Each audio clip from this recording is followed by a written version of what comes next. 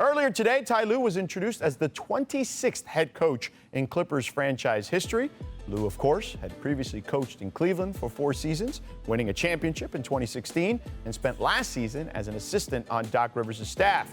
Ty Lue definitely has a championship resume, but why did he choose to take over the Clippers? But I'm excited because the roster is unbelievable. And to have a chance and opportunity to coach a team like the Clippers, who I love their roster, I love the team. I love what they stand for as an organization, getting Mr. Bomber and him kind of just being genuine of the person that he is and taking care of everyone and making sure everybody's in a great place. That's the type of environment I want to be in. And that's the type of environment that you need to win a championship. Everyone has to be on the same page. Everyone has to be together, and it has to be a family. And when you start there, I think it's easy to build a championship team because everyone's invested, everyone's a part of it, everyone's happy to be here, and that's what I like. Well, actually, they chose me. It feels good to be wanted. I think winning the championship and going to 3 straight finals as a coach and sitting out, last year and kind of collecting my thoughts and doing a lot of film work, looking at a lot of different teams play, a lot of coaches and what they were doing. And for me to be here, they chose me, and it feels good to be wanted. I don't blame him. It always feels good to be wanted, right? So, Perk, Lue knows his way around a super team, obviously. So how does his promotion to head coach affect this Clippers squad going into next season?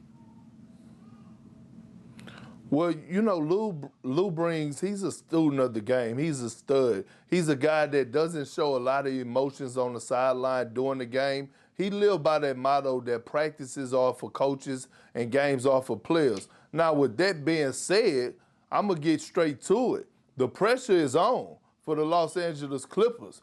You heard Steve Ballmer at the start of the show. They have the best coach in the game of basketball, which I don't agree with. I believe that's Eric Spoelstra, but Ty Lue is a stud. The Clippers have 0 excuses this year. It's championship or bust. Ty Lue just said that they have a talented roster, that they have all the pieces, that they're a family. Well, they're going to have to show it this year, and the pressure is on him. The pressure is on the Clippers organization. The pressure is on the players, Kawhi Leonard and Paul George.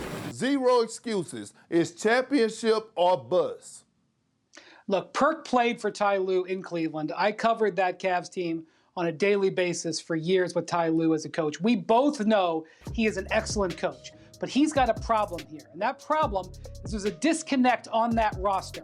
And it's not clear where the disconnect is. Is it because they had injuries? Is it because there's an issue between the holdover players and the new players? Is it a matter of holding the star players to a certain level? Is it a matter of a mismatch on the roster? There was obviously something that went haywire, and Ty Lue is going to have to dig in, and he's got no excuse not to know because he was sitting there. He's going to have to dig in the next few months, identify the problem, and correct it because this team, as Perk said, has no excuses. There is nothing on this team that isn't there to be a championship team, and Ty Lue's going to have to roll his sleeves up, and there will be no answer other than championship where this will be deemed a good job. Perk, Brian brings up a good point, and we heard Ty mention that too in his press conference that we just rolled out, which is the togetherness aspect of this. How does he start building that camaraderie, that chemistry off the floor, which seemed to be an issue last season and affected their play on the court too? Well, George, first of all, I've been preaching this. They don't have a leader. Kawhi Leonard is a great player, but he's not a leader.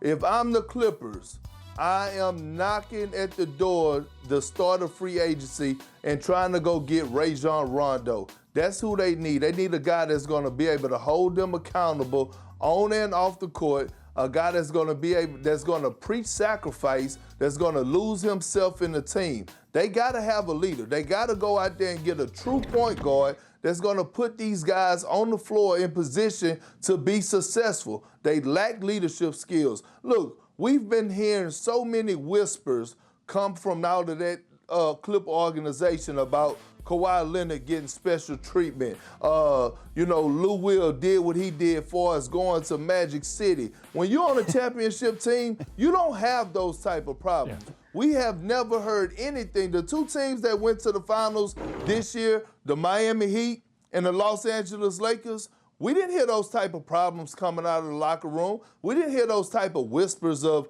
LeBron James and Anthony Davis getting special treatment. We didn't hear about Jimmy Butler getting special treatment. No, you need leaders in that locker room. Miami had Udonis Haslem and Andre Iguodala. They had Jimmy Butler. The Los Angeles Lakers had multiple leaders: LeBron James, Rajon Rondo, Jared Dudley, JaVale McGee, and they were able to police themselves, and that's what the Clippers need. Yeah, they definitely need some leadership. I think we all can agree on that.